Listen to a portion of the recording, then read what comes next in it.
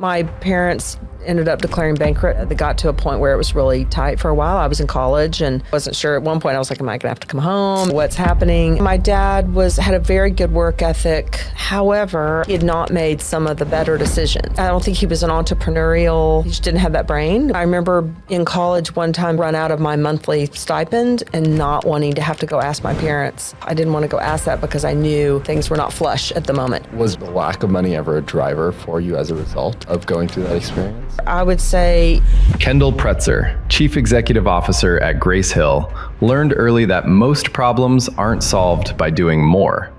They're solved by stepping back and seeing what others miss. That mindset shaped everything that came next. When her career collided with motherhood, caregiving, and a rapidly changing industry, Kendall didn't chase a perfectly planned path. She built one. She recognized an overlooked truth. Incredible talent was being pushed out simply because flexibility didn't exist. So she created a business model that brought that talent back. In this episode, Kendall shares how curiosity, honest self-reflection, and practical purpose, not passion slogans, became the drivers behind her leadership and the decisions that ultimately led her to the CEO role. when I have my son, I'm sort of being forced to leave the corporate life and do these other things. Then I made some career choices so that I still wanted to work, but I wanted to be more available to my kids and family. And then I started a business during that. So, I mean, things certainly morph and change as your family and life changes. And I made choices all along because those are my priorities. So I made some career choices based on that. Well, now my kids are grown and I can sort of make some different choices because my situation is different. What did you learn about yourself through the journey of starting your own company and going through all the trials and tribulations that come with it? I'd say it's the Property managers lose hours chasing rent, while delinquency and filing costs add up to massive losses. The financial impact? Millions in unpaid rent sold to collections agencies that recover just 20 to 30%, while taking a huge cut. Now, the Kelsey you trust for leasing helps you recover more rent in-house, reducing reliance on agencies and maximizing revenue. With Collections AI, Kelsey automates rent and move-out collections, from the first missed payment to move-out, while ensuring compliance across jurisdictions. Easily train and set up Kelsey on your company's collections process, including CARES and state-regulated workflows. She doesn't just set reminders. Kelsey answers resident questions, tracks promise to pay dates, and follows up persistently to keep payments on track. Need oversight? Corporate teams can monitor collections in real time with Zuma's dashboard, while site teams use the Chrome Assistant to track payments and even respond as Kelsey when needed. Kelsey also evaluates resident risk with AI, providing instant insights to help you make smarter renewal decisions. The impact? Doubles collections velocity, reduces filings, cuts site team workload by 85%. Stop leaving rent revenue on the table. Let Zuma's Collections AI handle the heavy lifting while you focus on what matters. Get started today. Amazing. So, Kendall, thank you for joining me here. Thank you for having me. I think this is going to be really fun. Yeah, fun.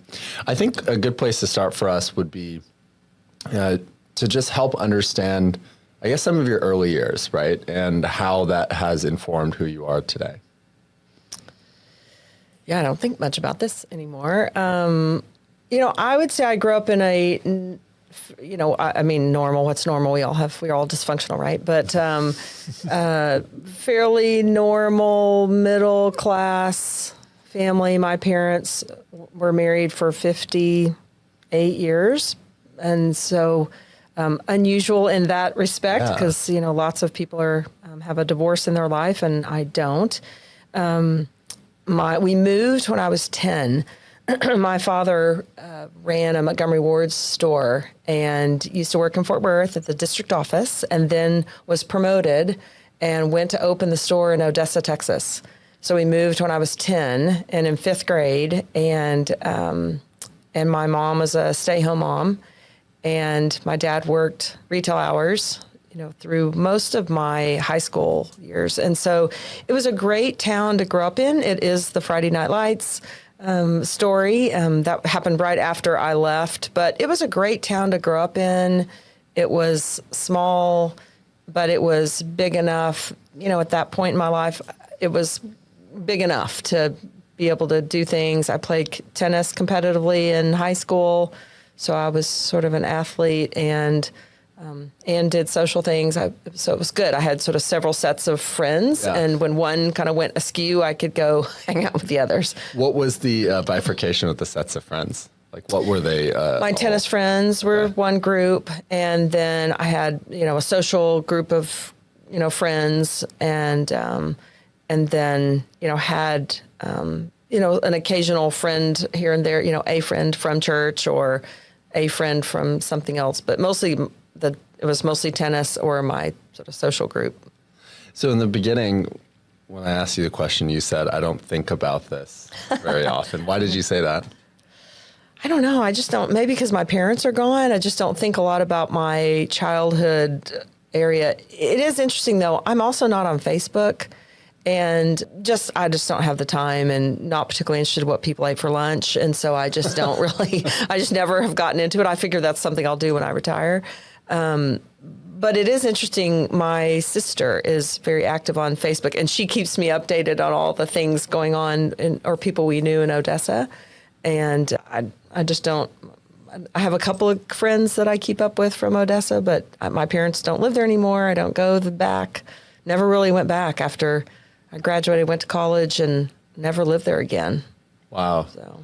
And you said when you retire, how do you think about retirement? Oh, I just was talking to my daughter about this morning. I have several friends that are retiring, and there's a part of that scares me. My husband is retired and seems to keep himself quite busy with things, but I like to work.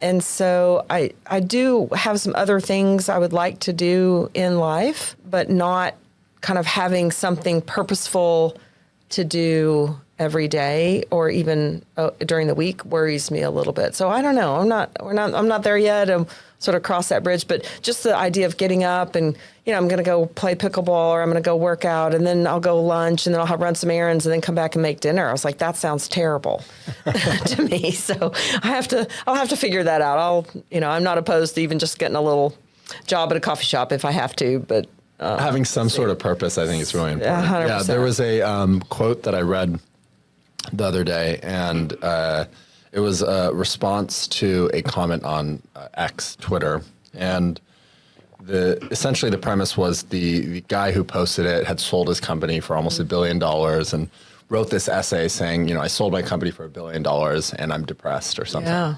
And somebody commented saying, there are 3 ways you can find purpose in life: mission or a purpose, life's work, career, religion, or kids. Choose one or choose 3.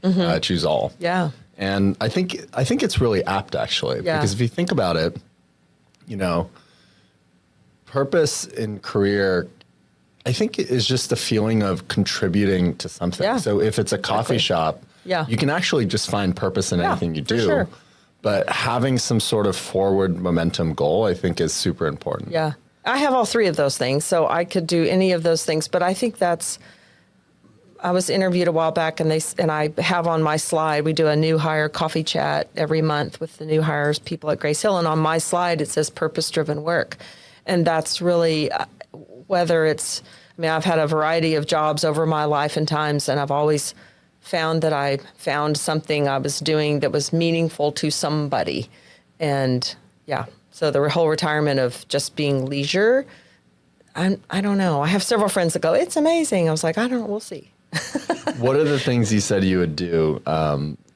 You said, if you were to retire, there are things you would want to do. What are those things? I like to craft. I'm a crafty kind of person. I'm a sort of a DIY. I'm not going to rebuild a house, but I might, I'll see something out, a craft store, and I was like, I could make that. So I'm kind of crafty. I have a plethora of bins and things that I have collected to do this sort of thing. So I'd sort of like to do kind of in some of the arts and crafts of that sort of thing. What do you make? My mom does a lot of the, what is it? With clay and... pottery. Pottery. She does a lot of pottery. Very nice. Yeah, she loves pottery. Yeah. Yeah, I mean, there's 1,000 things. I have made wreaths. I have glued things. I've glued things, all during COVID. I did a whole bunch of cork candles, made a whole bunch of cork, candles. And, I needlepoint. I have some crocheting. I've got scrapbooked. I've got a bunch of that sort of thing going. I have bins of things. I thought, I don't know what this is, but this could be interesting to do something with. And, so there's some artsy side I'd like to do. Right now, I don't have a ton of time. You have to get all this stuff out. And so I don't do a ton. I do needlepoint and things I can sort of put in a bag, carry around. But that kind of thing. Like to travel. My husband has a whole list of places he wants us to go. And there's lots of places I haven't been and seen. So we talked about that. I don't know. I have a whole list of maybe I'll raise some service dogs. I love puppies and dogs, and maybe we'll raise some of those. So I don't know. We'll sort of see. So I'm curious. You're obviously very driven as a person, given the retirement conversation, which I feel very similar to. Yeah. But what I'm trying to understand is where do you think a lot of this drive comes from? Yeah, I have to say my upbringing, my dad was very competitive, and he was a competitive tennis player. He played at TCU and also played in the Air Force. That was a thing. And I grew up playing, tennis too. He taught us, and then grew up playing tennis, and am very competitive too in, all things. I like to win. I like to play sports, and if I'm doing that, I want to win. I want to do my best. And so I think my dad had a great work ethic, worked very hard and tried very hard, that sort of thing. So I'd say it probably comes from that. Mm-hmm. It's interesting what is genetic and what is environmental. Who knows? My sister I have one sister, younger sister, and she's not as competitive as me. And I certainly see that in my own children. My son is competitive, my daughter not particularly. And so, I don't know. They raised by the same parents. How does one, it's nurture versus nature. Yeah. I think it's probably a mix. Do you know if your parents said that you were competitive as a kid as well? I don't know. No. I don't remember that. Because that's what I'm always curious about to see is how much of this is nature and nurture, right? Because my siblings are, we're similar in terms of personality. I would say we're pretty much all extroverts, but we all have kind of vastly different careers. My sister is a doctor and very by the book and studious. And my brother does sales, which I guess is somewhat entrepreneurship. And then I, started my company. But I would say it feels to me as if I'm the most driven and the most, for some reason, need to kind of win and do things and always do more. But I don't really see it. They do, but I wouldn't say to the same degree. Yeah. So I'm always curious. I've asked my parents, is it, are there certain things that you've observed in us as kids that translate to how we are as adults? Yeah, I would think so. And I'm not sure about myself, but watching my own children, we did the whole parent thing where you start them playing soccer and all the things when they're younger, trying to help them figure out what they want to do. And my daughter was more about the social aspect of the team, and my son was more competitive. I remember trying to get him to pick up their toys. My daughter would just do it because she was, lovely and sweet and a sweet daughter. My son was a little bit like, well, I don't care if that's in the basket. And so I had to I was like, well, I bet I can pick up more toys than you. Well, then he was all in. So I think it does show up. And maybe not in everybody, but at least in my children, it showed up early. Yeah. How did you think about parenting, when you were having your kids? And, I for some reason, even though I have no kids or no wife or anything, I think about it a lot because I don't know. I think it's an important thing to get right. Yeah, sure. Yeah. But how do you think about the balance between pushing your kids to do more and be in soccer and be in all of these different clubs versus allowing them to kind of find their own, their own North Star or natural drift and thing they like? Yeah. Yeah, it's a great question, and I think we have. I certainly had. My mother put me in dance when I was little. I remember being in ballet at some point when I was little, and then I remember at some point taking baton lessons and tennis lessons and that sort of thing. So piano lessons. So my parents exposed me to some of those things too. My grandmother was the piano teacher, and we kind of tried to do the same thing with our kids. What things helped them learn. Because I do think you learn a lot of things in sports or in team activities. You learn being a good teammate. You learn about, how to show up and sort of thing. So, and my kids did theater also. So we sort of experimented around with things that they would do. If they clearly were not enjoying it, we always made them finish the season. All that sort of thing. But it became evident pretty early things they liked to do and were good at versus we wanted them to do that. I think my husband and I both had done enough things in our life that we didn't really care what they did. In fact, when my children went to high school, they went to a very big high school in Flower Mound here in the Dallas area. It's 3,000 kids. And I told each of them, I said, I don't care what you do, but you have to find a group. And so and at one point I was like, I don't care what it is, ROTC, art, theater, tennis, football, whatever, but you got to find a group. You can't just go to school and come home. That's not a thing. And so and my son was like, okay, I'm doing theater and soccer. And my daughter did tennis and then she did theater. And so at one point I remember having an argument at some point. She was like, you just want me to play tennis? And I said, no, I just want you to be in a group. Once again, don't care what it is, and rattled off all the choices. I said, just do something. Why was that so important to be a part of a group to you? I think it does a couple things. I think, it makes you belong. You immediately belong, particularly in a big area, in a big high school like that. High school is such a crazy, difficult, challenging time for young kids.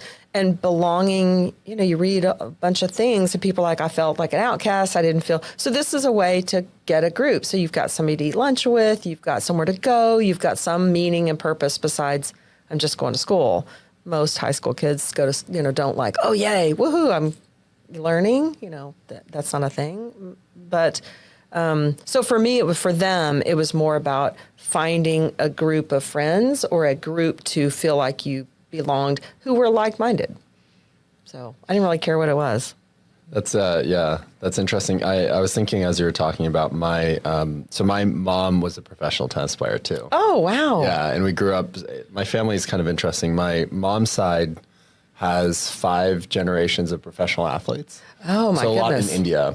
So my mom was a professional tennis player in India. Her dad was her brothers played in Wimbledon in the early rounds. Oh, so fun. Her dad played cricket and all sorts of things. And on my dad's side, it's like many lineages of engineers. So I kind of got the mix of pushing to do both. So you're a smart athlete. Yeah, smart. Well done. I wasn't great at sports, but I remember my mom, my sister and brother played more tennis, but she would put us in all these different things. And sometimes I think about it and I'm not really sure what was the right decision. And I'm sure things worked out correctly, but I remember my mom being very understanding of us on whether we wanted to do something or not as a kid. So I remember, not wanting to play. She put me in football, American football. Mm-hmm.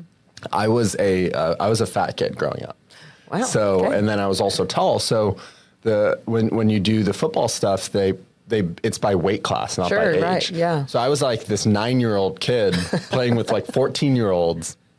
And I just hated it. I did not want to do it. No, yeah. And I remember telling my mom and not going to football practice and the coach calling. And back then they'd leave voicemail. So I'd hear the voicemail in the family room and would just not want to do it. And she was pretty lenient. Like she kind of was understood. And my mom was very empathetic and all of that stuff. But what I wonder and what I think about is what is the right balance of pushing your kid, because you also hear on the counter, you hear stories where, kids will say, I was just listening to a podcast with Arnold Schwarzenegger and he was talking about how when he was young, he would take his kids skiing and they would hate it and they would want to be in the lodge drinking hot chocolate. Yeah. But he would push them and he'd say, no, we're skiing, and he would ski with them. And at the time they hated it, but now they often come back to him and they're like, Dad, thank you so much for pushing me and for making me do skiing. Now I go skiing all the time and I love skiing. Yeah. So I'm trying to, do you have any thoughts on that? It's a great question. First of all, grace of God covers motherhood and parenting. You look back and you're like, I think you just have to look back and go, I did the best I could with the information I had at the time. And that, because you make mistakes and your children will say something at some family event. They'll say, well, you really scarred me when you blah, blah, blah. And you're like, what? I had no idea. And so, the kids have to get their own therapy. That's what they have to do. I think, I did the best job I could through, again, the grace of God covers motherhood. I think for me, it was more about what the tolerance of is. If they seem to enjoy, all kids would rather sit home and watch TV and, or play video games or whatever. But, for us, it was a little bit like, we want to teach you to be active. We want you to move. We want, yes, you can watch TV and play video games, but it's got it. So I remember we let my daughter stop taking piano lessons when she kept crying every time she would have to go practice. And finally, I was just like, I'm not going to fight this anymore. I think playing the piano is a great skill and lovely if you can do it. But if you're sitting there crying, then we're going to stop. We'll figure this out. So I think you have to listen to really pay attention to if your kid's having a good time or not. And are they learning something somewhere in there, and then kind of make that decision. You hear people that are amazing piano players for one, and they'll go, oh, my mother made me practice and I hated it.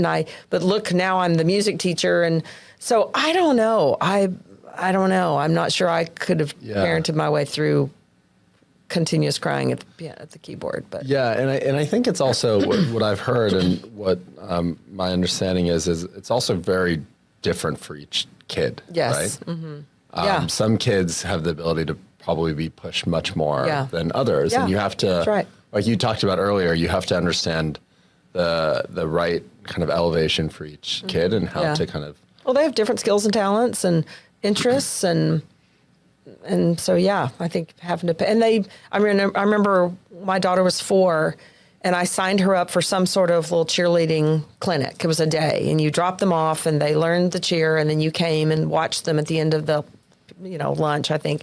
Watch them do the cheer.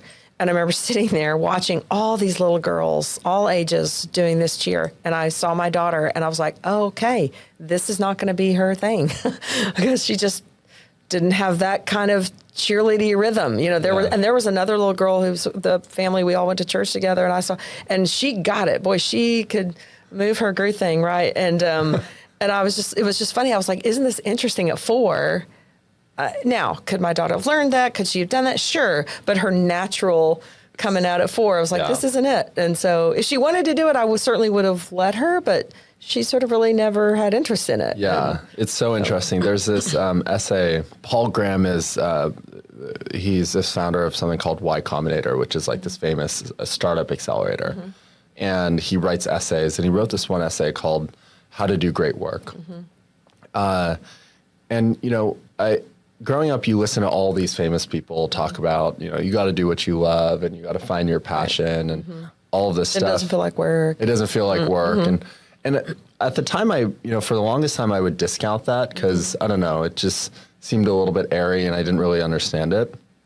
But over time, more recently, I'm realizing that if you actually do find what you love, it's almost like you just following your natural instinct. Yeah.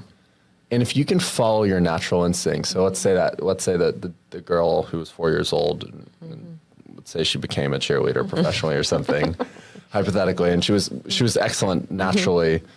It almost feels like every unit of effort you put into something that is natural for you, you receive like 10 units of output versus somebody who puts 1 unit of effort and receives 2 units of output. So I think there is something to like trying to find what your natural drift is and what you're naturally good at and becoming really excellent at that. Yeah. And I think the hardest thing is just like finding that, knowing what that is. And even me from, 22 to now 30, from, starting this company, graduating to now, I have so much more of a clear and deeper understanding of who I am and what my strengths are. Yeah. And I think oftentimes people don't self-reflect enough, and you kind of just go through life and you choose whatever you're doing. And I think it's really important to like self-reflect and really understand what you're great at and try to find that thing. And do that. Well, you think about work, in the work scenario where, you hear people talk about, are they in the right seat on the bus? Yeah, the Jim Collins thing. Yeah, and so, and I think about it, sort of the same as people have different skills and talents. And so how do you marry that up with what the company needs?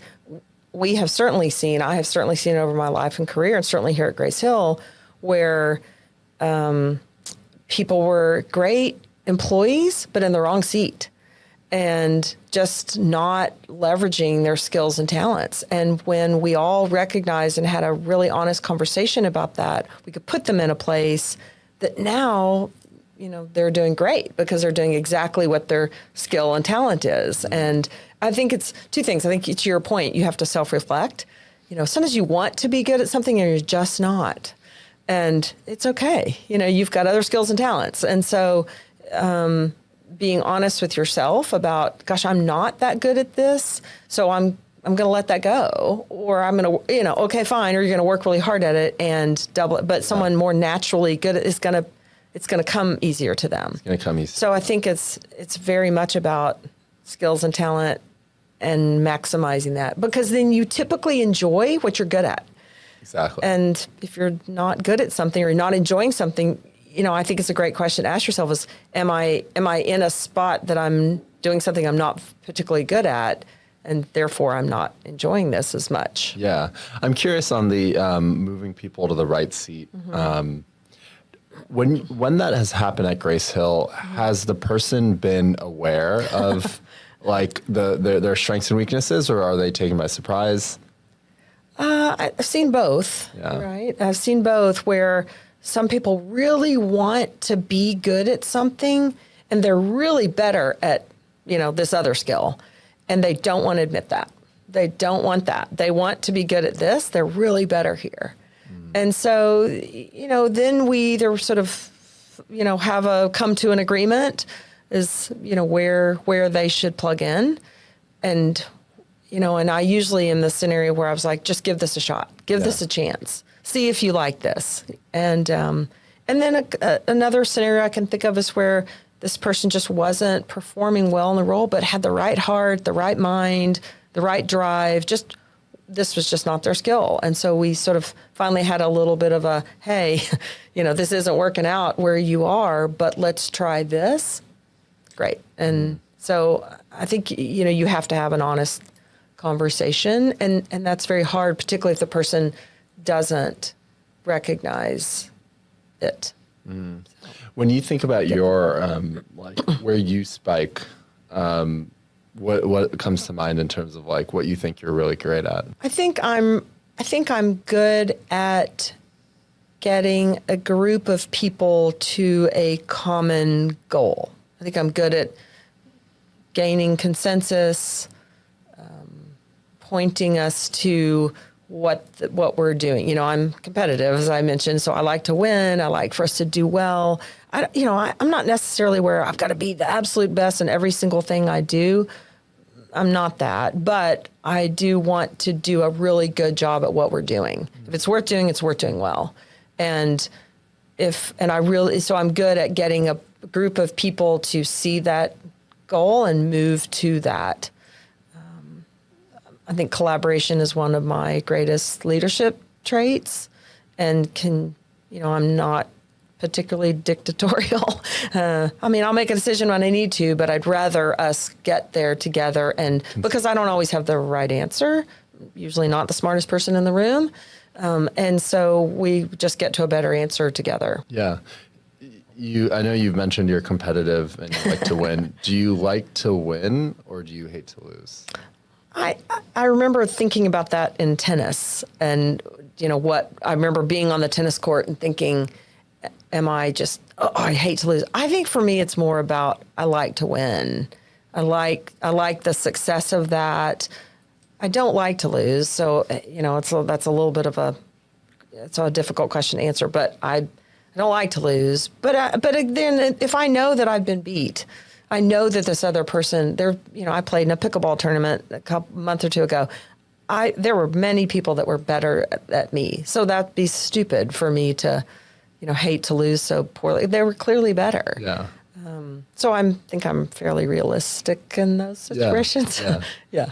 So it sounds like, and going back to kind of early years and upbringing, you talked about your dad being a big influence. This is something I hear a lot, especially on the show, is the best learning mechanism for kids is often observation over like preaching, right? Like your parents can tell you to do X or Y, but do as I say, not as I do. Exactly. Yeah. You really learn by observation. Were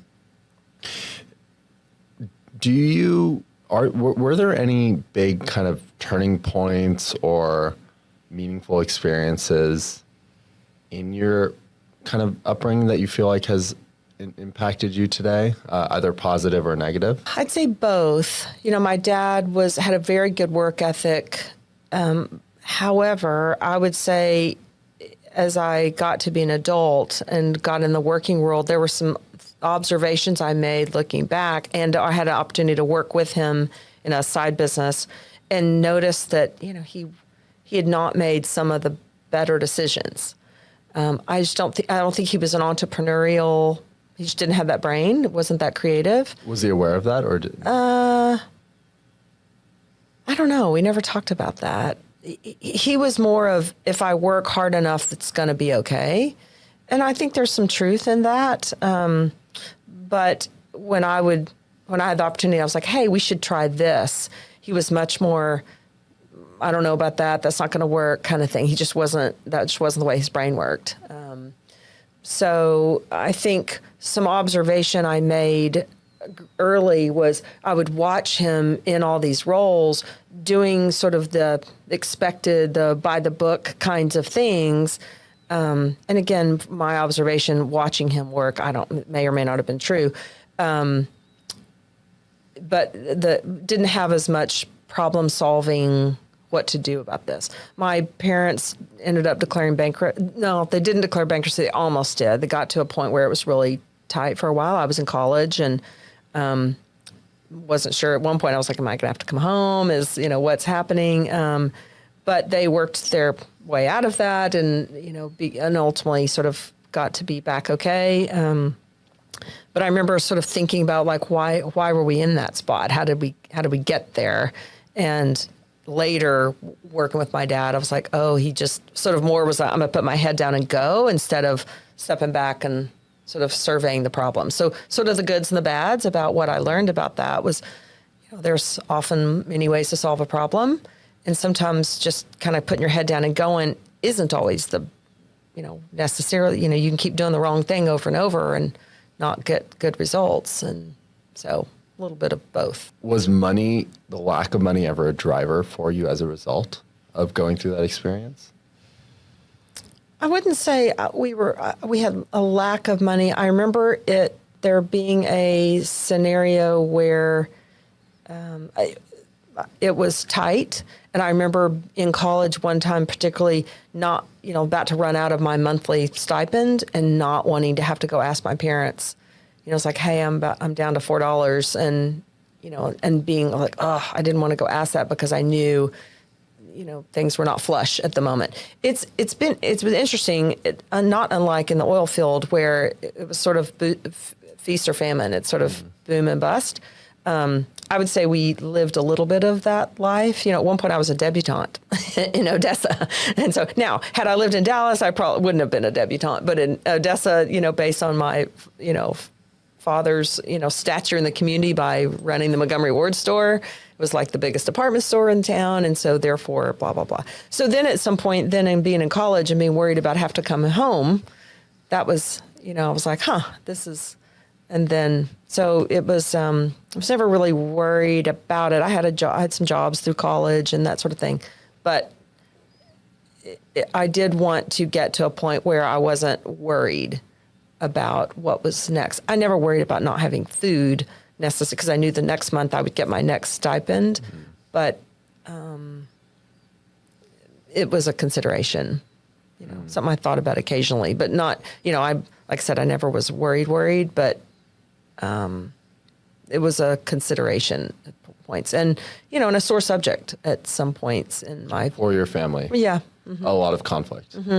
Yeah, or, my dad had made not some great investment decisions, and that sort of, I remember hearing my parents talk about that. And when I was older, I finally went back and I was like, what happened to, I remember us talking about this, but I was, because my parents were pretty good about keeping us out of it. Well, they had given their money to a friend that was a stockbroker who lost it all. And, he had made money by transacting, and they had ended up losing, what they considered a sizable sum to give him. And so that was, I was like, interesting decision, Yeah. So the only reason I'm smiling is it's very similar to my situation. Oh, is that right? Yeah. Almost very, very identical. Just like poor money, I think early money decisions. And I would say a lot of the conflict in my house personally was around money. So every kind of argument and maybe sometimes you don't really know how much of this is your bias and recollection versus like what was truth. But all I can say is my experience. My experience was a lot of it was around money, and all the issues were around money. Things were expensive. Things things you wanted to do. Yeah. All the things you wanted to do. I grew up in the Bay Area. Oh, yeah. But when I was 12, I moved to India and went to an international school there. Interesting. And yeah, it was very interesting. My dad got offered the opportunity to join a startup and went to this international school. But we were in this interesting position where my whole peer group was super wealthy. So if you're from India and you're going to an international school, it just means that your parents have too much money and they don't really know what to do with it. And it was weird where I was surrounded by all these wealthy people, but I had my own. Our family had our own financial struggles, and I think for me personally, that became a pretty important early driver, just because my association with safety, with stability, was money, was having money. Sure. So my first mission or thing that I thought was important to me, and now realize it's not, is getting financial security and stability, and why I started this business. And my motivations have changed, but I think it's just, it's just interesting to, I guess, hear from you. Well, and to your point, the relationship you have with money, because some people, it's the way to keep score. I've heard people say, money's unimportant, but it's the way you keep score, or way you can measure success, or the way, and that's true to an extent. And then, or is the attainment of it, are you never satisfied? Are you always, or do you get to a point where you're like, I'm good, and the fact that I've got enough and I don't have to worry, about it significantly. So it's, to your point, smart to think about the relationship you have with money and why and what drives that. Yeah. And that's why I'm trying to get to a place, and, hopefully encouraging my friends and others to do the same, where you really can self-reflect and pause, because money is the universal scoreboard. It's easy to look at that metric and then benchmark yourself against others. But I think what's really interesting is it's so much more important to really deeply understand what matters to you. Sure. And do your best to compare yourself to you, because you're the only control group. Yeah. I was going to say, comparison, the thief of joy, right? Because there's always somebody that's got skinnier, more whatever, more car, drive, blah, blah, sports, better at sport. There is always somebody. So it's, to your point, you've got to, do you really care about those things? And how do you measure that? What are your priorities? Yeah. And so what I did recently was I sat down and defined my values of what matters to me. You, sure. And then my goal in the next, few decades, or I guess maybe till the end of my life, is constantly coming back to those values and making sure that my decisions, my actions, and my priorities are reflecting that to the best of my ability. Yeah. Because, like you said, you compare yourself to everybody. But if you were to compare yourself to you 5 years ago or 10 years ago, you would be shocked, right? Yeah. Like you would be, for you, even selling a company and being the CEO of Grace Hill. And if you were to think back 20 years, would that have happened, or would you have projected that? Probably unlikely. Right. So it's great to just focus on you and compare yourself to you. Well, and you think about life's a journey, and I think you don't ever know when's your, not to be morbid, but you don't know. You have no idea. And there are people all the time that, unexpectedly, something happens to them unexpectedly. So if you're always in pursuit of that thing and you don't get there, what happens? So life's the journey, and you have to, am I enjoying this, and sort of you have to look long term, but I think you also have to kind of think about it in a 3-month perspective. Is this good? Am I doing what I want to be doing? Am I happy here? 3 months from now, if I look back, am I pursuing the things that matter to me? Has that changed for you over time? Oh, 100%. How has it changed? Well, yes and no. I would say when I was little, and my mom was a stay-home mom and a great mother, and we had a great growing up, very good experience, growing up, I would say. And I always wanted to be a stay-home mom too. That's what I thought. That's when you had kids, you stayed home with your kids. And so when I had my daughter, I was like, I'm not quite ready to quit.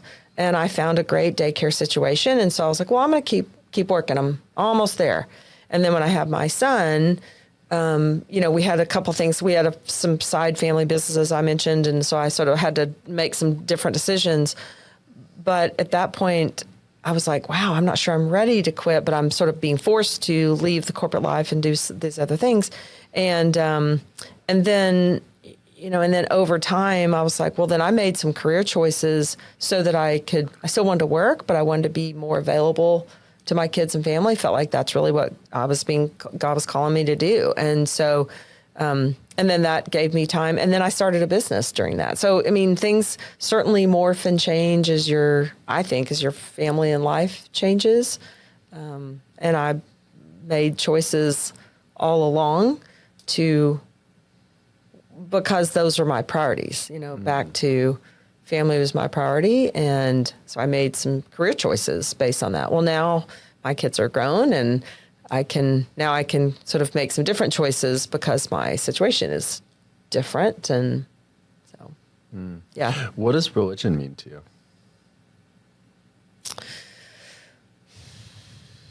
I'd say it's the really cornerstone sort of foundation of who I am and my values.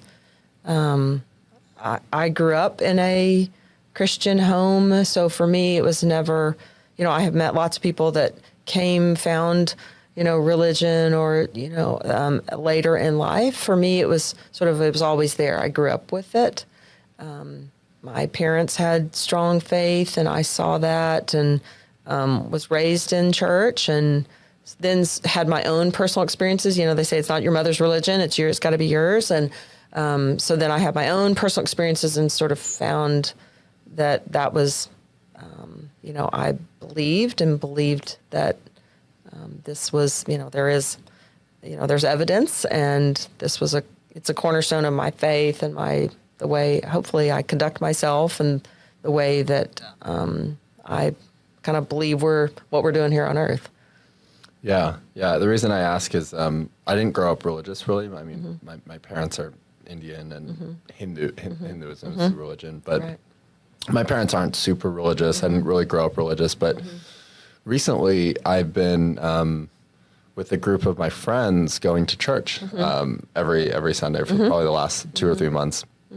And I think my experience has been just an incredible sense of community, right? And it's such a nice, personally for me, way to start your Sunday and start the week, and have this kind of recurring event where you're really connecting with people on a much deeper level, and listening to these sermons and learning. And I'm trying to go to Bible study at least once a week, but I just find it so fascinating to me, because this is like very wise scripture that you can learn from. Right. 100%. And not only can you learn from, you also connect. It's like it's, you know, when you go hiking or something and everybody's so friendly on the trail and everybody's saying hi, it's kind of like that at church where right. everybody is super friendly. Yeah. So it's such a positive way to, for me, it's been a very positive way to just connect with people and connect with my friends and do something kind of, I guess, outside of yourself in some ways. Yeah, I don't think going to church weekly is a requirement to be religious or faithful or believe in, Jesus, but it is a nice tradition, to your point. It's a nice, I like to do, I'm the same. It's a nice set of the week. It's a nice kind of positive, I like the music. I like the people I see there. I like the message. It's good things for me to think about. That's the amazing thing about the Bible. And I've, again, as I've mentioned, I've done multiple Bible studies through my life and times, and I can read I read this, the same scripture when I was 10, when I was 20, 30, 40, 50, and every time I got something different out of the exact same passage. And I think that's the amazing thing about, why they talk about it being the living word. It's because you can open this exact same scripture and you see some different word. You're like, doggone it. Wow. Okay. And so good for you. I think it's important. I think it's what we're driven to do. And I think, we didn't just come from nothing. Yeah. And I think that principle actually applies to a lot of things. I've been recently trying to read less variety, but read the same thing over and over again. And it's quite amazing how you can read something and think you've understood it and then read it a week later, or even a month later or a year later. And it's just a totally different interpretation. Yeah. Well, you can do that with anything. You see a movie, a book, anything, and you see it and you're like, I totally forgot about this part of the storyline or whatever. I think it's the same. You read it again, you're like, I didn't even realize that they were talking about the poor man that did this, sort of thing, So, that's good. Yeah. What has been the most happy decade of your life, would you say? Oh, I thought about this. There's some movie that was like you got to go back and live a day or whatever. I would say for me so far, it was when my parents were still alive and my kids were in school and we were all living in Flower Mound and, really had, all together. That was really, so not when my kids were in high school. I'd have to be elementary or middle school when they were that age. And then my parents were still alive and, my husband and, Were you close to your parents? Yeah. And I think, again, I sort of joked at the beginning, I think we're all dysfunctional. We all have different things. And so, my dad was, my mom and I were really close. I still think about her. I lost her to dementia, and that was hard. And then my dad had to sort of take care of her, and that was difficult. My parents were both only children, so there really wasn't anybody. That created a super interesting dynamic growing up because we really didn't have cousins and things. But, close to my parents. And I think as I got older, I could see them. I could see their imperfections and the things they didn't do well. But I got to where I think they were doing the best they could do. In some situations, the best wasn't very good.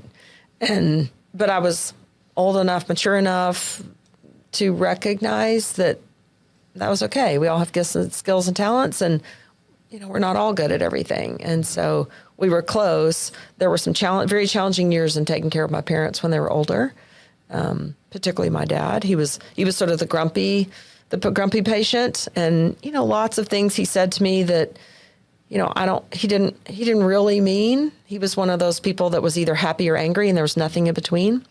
And so when he got frustrated, sad, tired, hungry, disappointed, it all came out as anger. And when I finally realized that at some point when he was angry at times, I was like, he's not really angry. He's disappointed or he's sad or whatever. But that took some figuring out.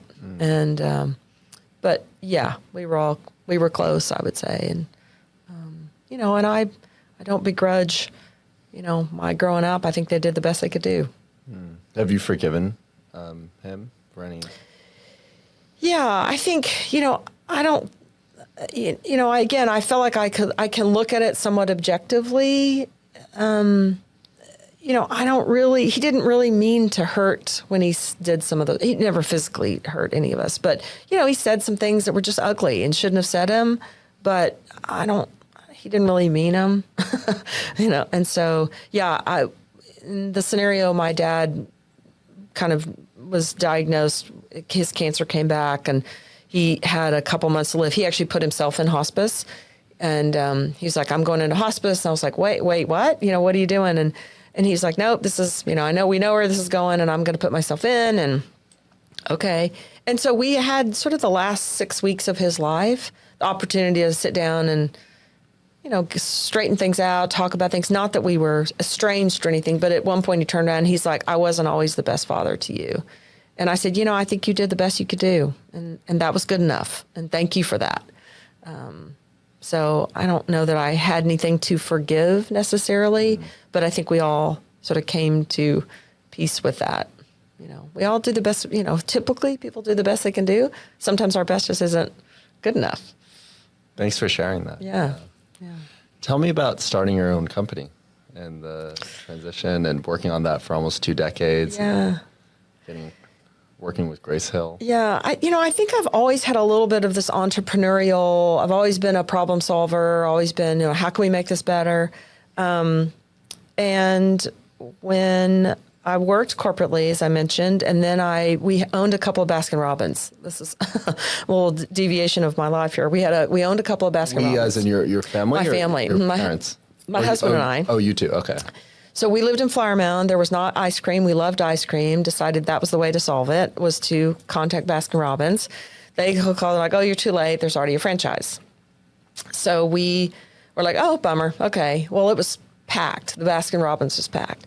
So about 9 months later, they called back and they said, hey, do you still want this? This is overwhelming. The people that bought it don't want it anymore.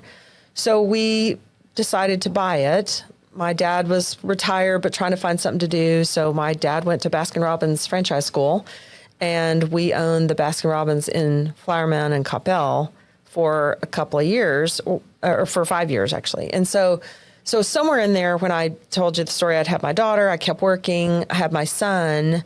My dad got prostate cancer, and so he wasn't able to work in the Baskin Robbins as much anymore. And at one point, my husband Fred and I always tried to work in one of the stores every Friday night. That was kind of our thing. So one night we're driving over to the Coppell store, and my husband says, who was also working, he said, one of us is going to have to quit our job or we're going to lose our investment here. And I burst into tears and I said, you mean me? And because he had been at his company for 30 something years. He had a couple of years for a full retirement. It didn't make sense for him to quit.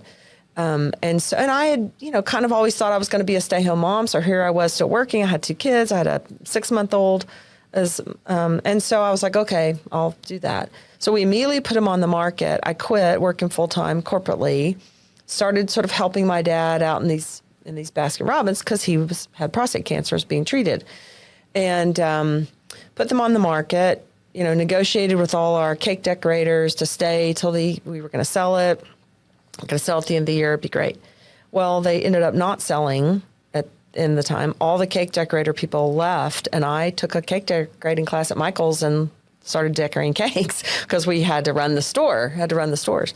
And so anyway, all during that time, one of my friends called and said, hey, we've got this project. Can you help me? So sort of thus born my consulting business. And so I was like, well, and the other thing I noticed at that time was a bunch of women had quit work and gone home because they had kids that needed or parents or something. And so all this talent in my observation was leaving the workforce, particularly in real estate where I was. And all these people were going home. And I was like, gosh, what a shame. Because at that time, virtual work wasn't a thing. Remote work wasn't a thing. The most remote work was being a regional manager where you drove around to properties. And, but you were expected to be in the office and all that stuff. So all these women were needed flexibility, and it really didn't exist. And particularly in real estate. I don't know about the rest of the world. So anyway, so I job shared a couple of these projects with some of these women that had gone home, and really that's how I formed my company at the time, was through these women. I think I had 25 at one point that worked for me that couldn't work corporately for some personal reason. And When you say job shared, what does that mean? well, like one of my first assignments was one of my friends had called and said, "Hey, we just bought a portfolio of properties and I need a regional manager. Can you be it?" And I said, "No, can't do that full time, but I can probably do it if I job share. And if you're okay with that." And he was like, "Nah, I don't love that, but okay, I don't have a choice." So he's like, "Oh, 60 days, give me 60 days." Got it. 8 months later, we are, still job sharing this regional manager role for this portfolio of properties that he bought. So then there sort of became, I got another call, said, and I had worked corporately in corporate services. And I got another call, said, "Hey, we need policies. Can you help me write policy manuals?" Well, I had done that, all through my Trammell Crow and all that stuff. And so I was like, "Yeah, sure." So, that was how the policy business was born. And so sort of all these events, I'm not like, I didn't wake up one day and go, "Hey, I'm going to start this new company." It kind of became Just unfolded. born out of a need of certain things. And then at some point I was like, wait, I can sell this policy thing. I can sell that. And so that's really how the business started. Wow. And that was and you had worked on this business for how long? Well, our first booth was at NAA in 2005.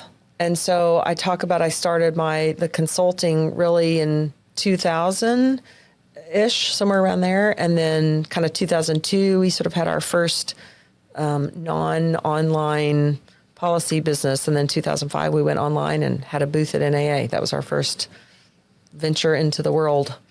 What did you learn about yourself through the journey of starting your own company and going through all the trials and tribulations that come with it?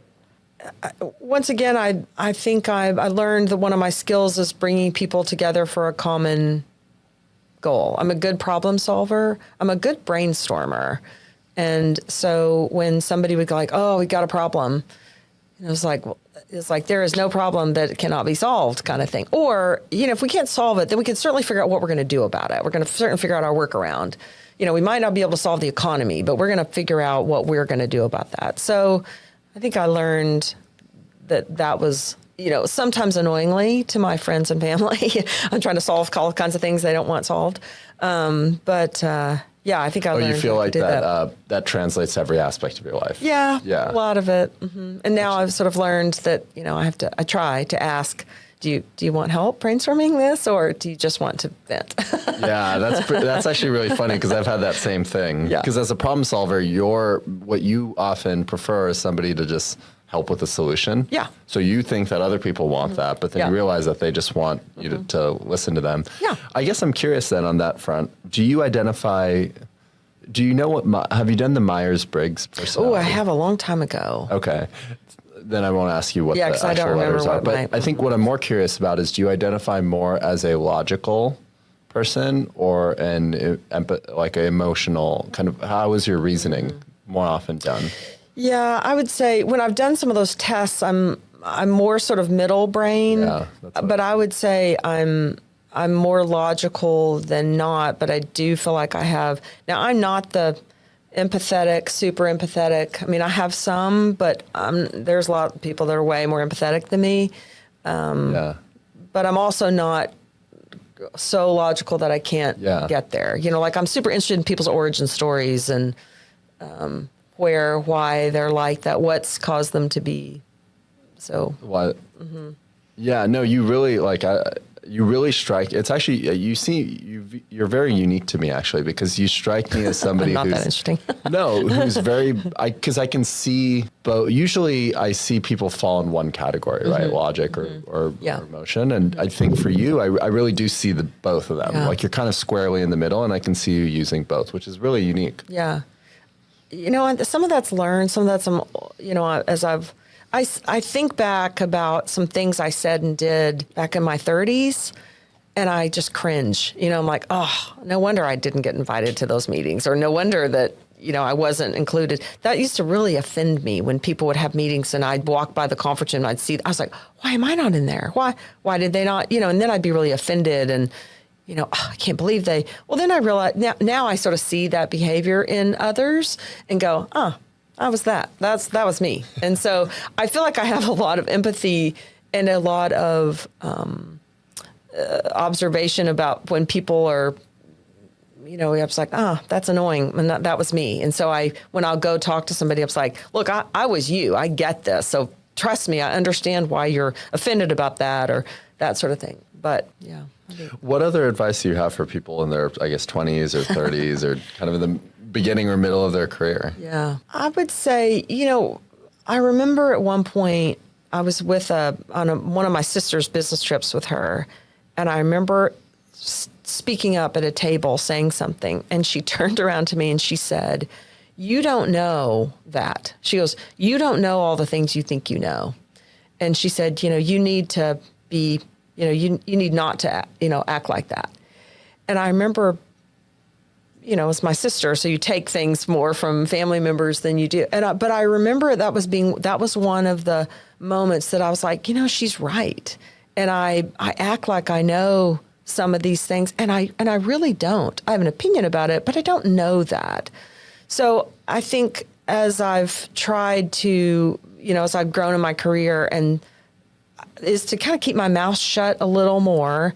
And before I say, do I know this, or is this my opinion, and to be more curious. And I'd say that's the thing that I observe now that honestly I find quite annoying is people that are younger than me and they think they know everything. And I'm sitting there looking at them like, hey, I was you. I know, I see this now. But it's like, but you don't. And you need to be open and think about what of the situation don't I know, as opposed to sort of, you've got to put, I know there's a little bit of, I want to be seen. I want people to know what I know, but there's a little point of being on the other side of it is, what don't I know? And so I would say be curious is one thing I talk about, is just be curious to your own. Do I know everything there is to know about this? And if I don't, then let me listen to what somebody else is saying. Mm-hmm.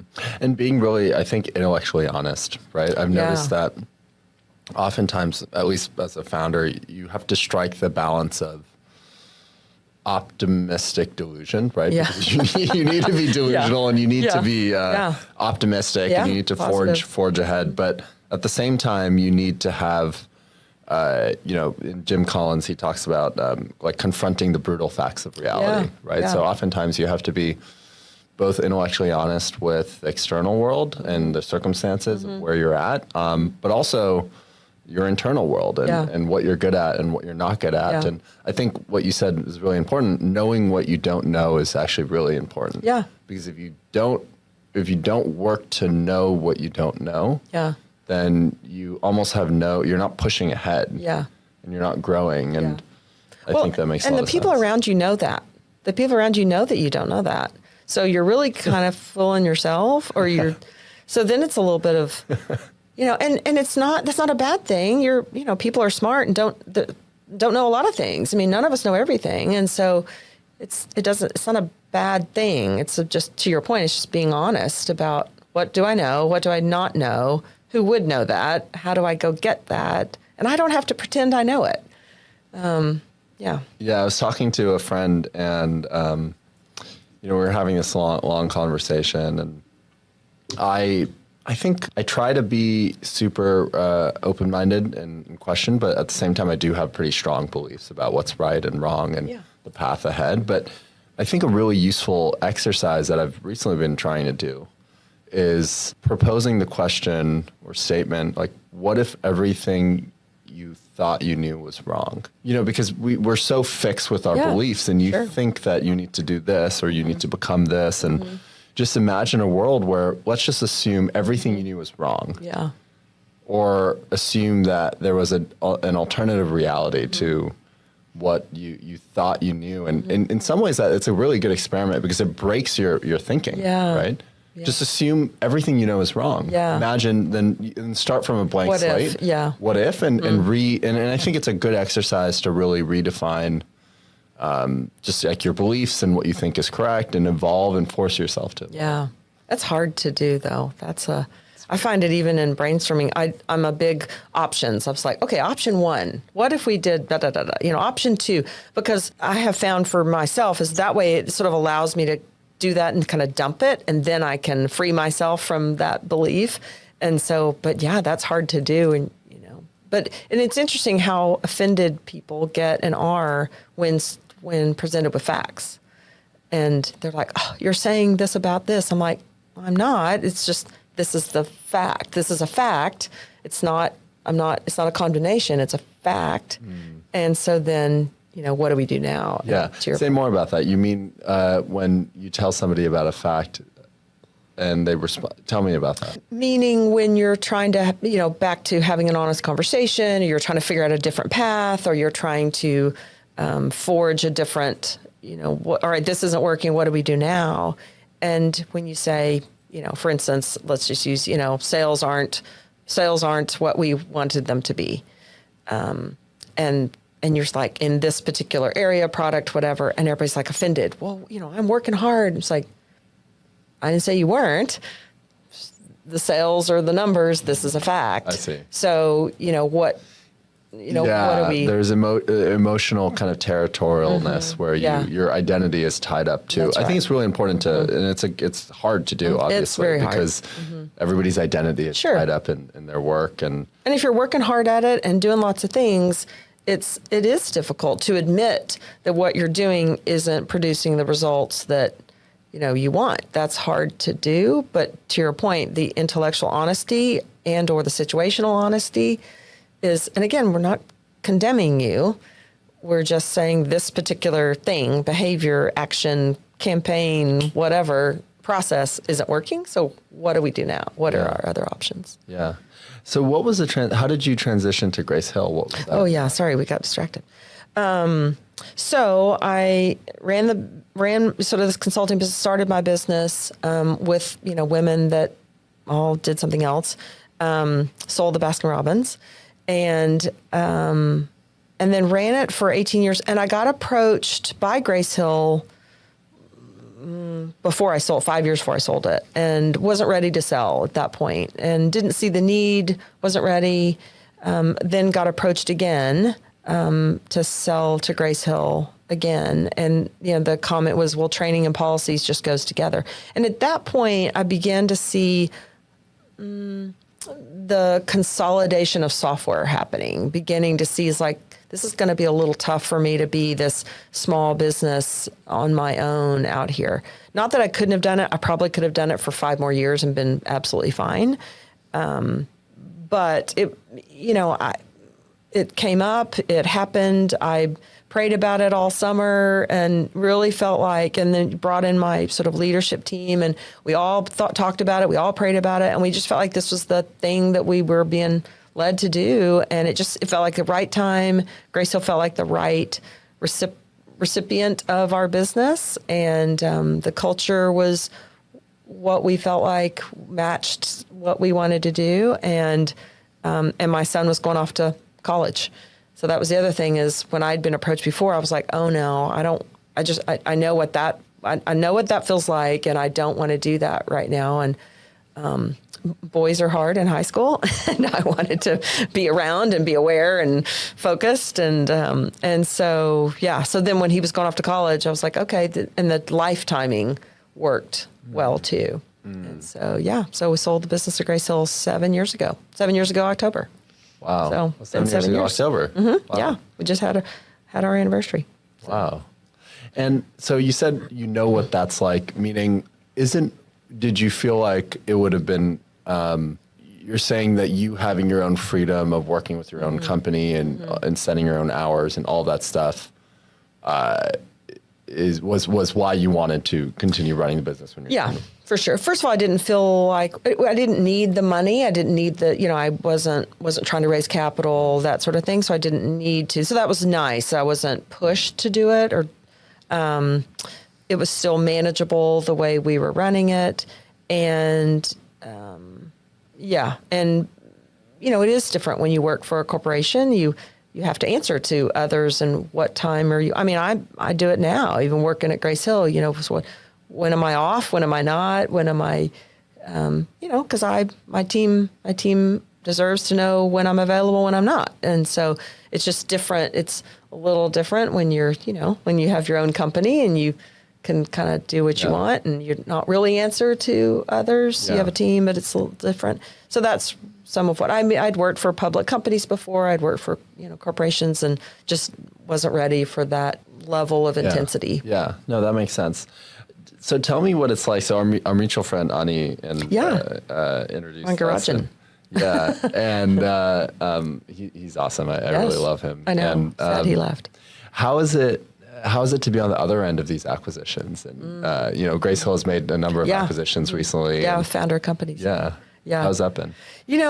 I have a lot of empathy for when you're a founder and you have a business and then you sell it. You give up your baby. You give up a little bit of that, and that's challenging, more challenging for some than it is for others, was what I've observed. Some people use that and they want to go do something else. They're like, I'm out. Thank you for the opportunity, and I want to go do something else, like Ani, our friend Ani. And then some are like, no, I want to stay and see the baby, grow. I want to see that. And so I try to help them. I try to use my own experience and sort of the lesson of, your baby's going to college and you're not going to know what they're doing every time, and so I try to walk them through that. It's nobody's ever going to sell the product like you sell it, but you're going to have to get okay that 5 more people now are going to sell your product 80% the way you would do it, but there's 5 people now selling your product. So, let go the fact that they're not saying everything you would say, or they're not they're not presenting the value prop just exactly right, because now there's 5 people helping you with your product. There's a team of people now helping you with your product. So, I try to go through that with lots of empathy and understand that. I think I was lucky in that I had worked for other companies and other people before. So for me, selling my company back into a corporate situation and a private equity owned company was not as big of a shock for me, because when they were asking questions, I was like, oh yeah, I recognize these questions. It wasn't as big of a shock. And pretty much for most of my team, honestly, when we all came over, I have seen, however, when people have only worked for themselves, they have a big shock. It's really hard for them. It's a little bit like, hey, you don't get to look in my pantry. What are you doing? I was like, oh yeah, I own that pantry now.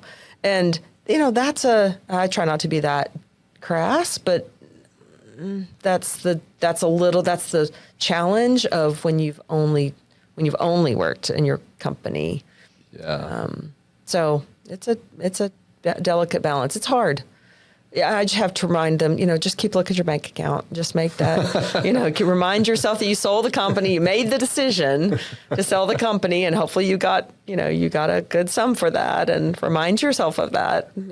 So, what are some of the other shocks that these founders go through? I think that their process, that we have to sort of pull apart the processes.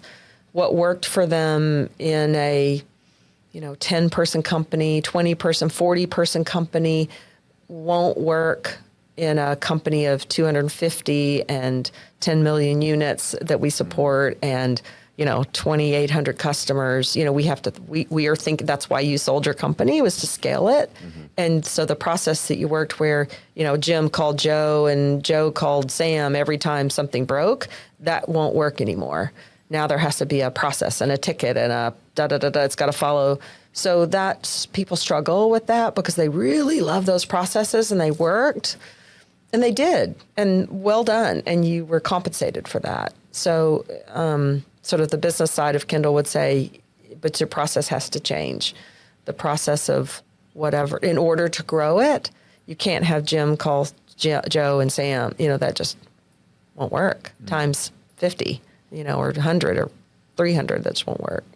What is the integration process like of acquiring a company, integrating the culture, integrating the process, the system? How does that look like? This is where being remote is challenging. In some cases, I love being remote. I think my opinion only is hybrid is the way to go because then you can have some in person and some remote. We always have a plan. There's always a plan. Some of it depends on the deal, and if there's an earnout or if there's a bonus or a goal they were already working toward, we don't like to take them off that. So we try to let's finish out your goal. We want everybody to feel that and win that. So we try to not break something.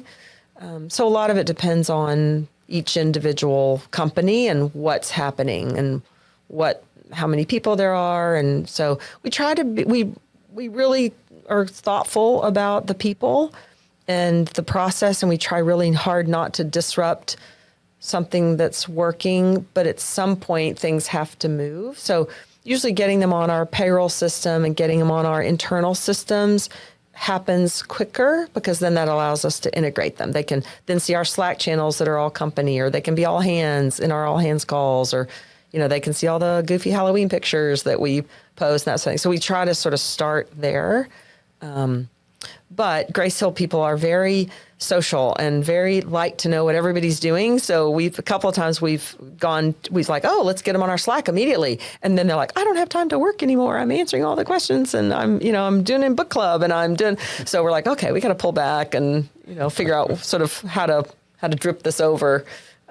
So there's a plan and there's a organization usually, and the founder and a small group of us are usually talking once a week, every couple of weeks about, all right, what is the plan? Does this make sense that we do next? And so we kind of go through it. So founders usually very involved in the pace and the process of what we're going through because we need them to assure their teams that everything's okay and that, we're not doing something to be mean or make it break. So we sort of very all involved all the way through. So. And what's next for? How are you thinking about the strategic vision for Grace Hill and what's next? And tell me about. I guess I know you guys are a little bit different, but just your view on AI and how that's changing the industry and all of that stuff. Strategic vision. So, Grace Hill's position, I think, and our vision has always been is that there's not ever one tech stack that's going to solve everybody's problems. As much as others are trying to solve it, not everybody owns everything. And so we won't ever be your only tech stack, but we should be one of your 3 to 5 tech stacks you have. And based on our intentional conglomeration of products, you'll use those to drive employee performance and resident and tenant performance and feedback, and you'll use all that data together. So that's really our kind of how, and with the purchase of Hello Data, and then we add market feedback to that. So, we're sort of using all the data that you used to get disparately together so that you can look at this and go, oh, if I put all this together, this is what this is telling me. This is what this is telling me about that Joe, the maintenance guy. This is what it's telling me about that manager or that market or those residents or my capital needs.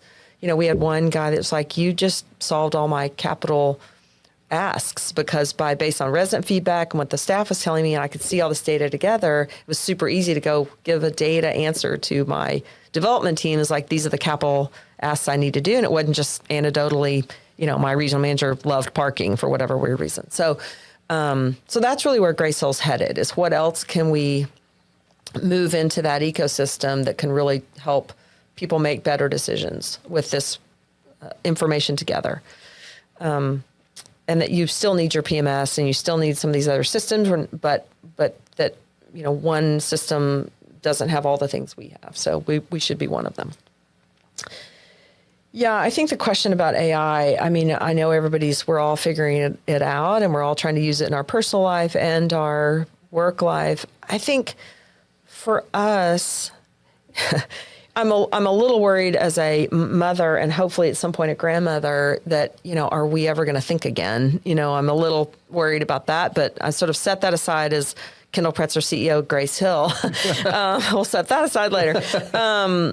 It's interesting how much it can do research for you or I was thinking the other day about, you were talking about church. our church has changed around their music and their services and that we go to in Austin. And I told my husband, I was like, I need to ask ChatGPT who has contemporary church service around 9 or 9:30 in a 10-mile radius. Rather than me going all the church sites and looking for that, I need to ask ChatGPT. And I was like, we could get a list and then sort of decide, because we like to go to church around 9:30. We like contemporary service.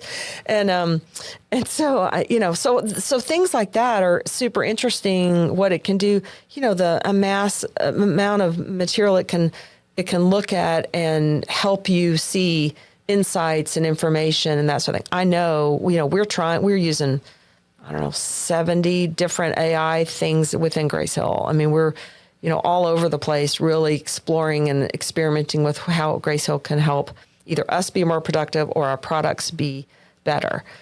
I think until AI unclogs a toilet, there's still the need for people and how you train them to, when they're presented with emergency situations or difficult situations or that sort of thing, which is kind of what we do at Grace Hill. And so, yeah, I feel like I don't know near enough about it, and I feel like it's moving at such a clip. I'm not sure how I'll ever know as much about it. Luckily, we have some people at Grace Hill that really love it and keep up with it and have some new device, a gadget or something all the time, which is kind of interesting to pay attention to. But yeah, this is a little bit of Wild West and curious to see where this really goes. But we're doing it. We're, jumping in and trying to be, keep up with what's happening and or use it in our products that it can help.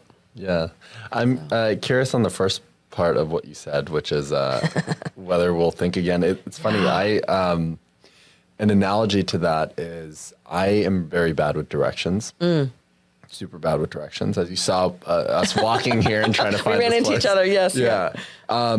And part of the reason I feel that's the case is I default to Google Maps. Yeah. Right. Immediately and always have. And I basically I haven't trained my directional instinct because I'm so used to using Google Maps. And I think that's similar to what you're expressing with ChatGPT and AI. How are you thinking about that? Yeah, it's a great, it's funny you said that. I was in a car yesterday with someone and we were literally going a couple of blocks and they put the directions in their phone. And I found that to be, and I used to live in the area we were, so I knew where we were going, but I was like, isn't that interesting? We're just literally going over there.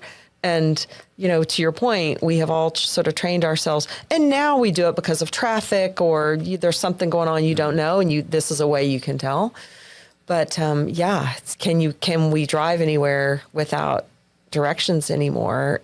We used to have maps and that sort of thing, and then we have GPS, and then but do you ever learn it? Will you learn it? It's a great question. There was somebody that recently asked ChatGPT something, and they said, "Oh, I just asked ChatGPT what I should do about blah blah blah blah," and I just found that to be so interesting. I was like, "Wow, what did it say? And what did you think? Did you agree with that? And did you think you should do that?" So that to me is what is a little scary, is if people are taking out their own personal, what we've talked about today, your background, your experiences, the things that make you uniquely you and have your unique perspective. ChatGPT will never have that. And so even if it learns you, how you can't teach it everything every experience you've ever had. So that worries me a little bit that we won't. Now, research and finding church services at the time I want, awesome, that I don't have to go to, 30 different websites and churches I don't even know. This could do it for me. I think about it like, one of the use cases that many people will do it for, other people I know, even for this podcast, is coming up with questions. And I just feel that even for that, it'll never really know me in the essence of the question that I ask, because I feel a lot of the questions I'll ask is kind of just instinctual, right? I hear you say something and I pick up on that. And, even this morning I was, obviously preparing and had, put in ChatGPT and got some questions. I was just like, this doesn't really feel right, because it's also not really authentic to what I'm interested in or curious about. And I don't know. Ultimately, it's just an average of the internet. Yeah, that's right. So, you know, even for writing, it's just the average of the internet. So information that's out there, which, you know, we all know is 100% true. So, you know, that's the other thing you have to check too is, I don't know. It's interesting. Again, it's got uses. I think it's interesting. It certainly will.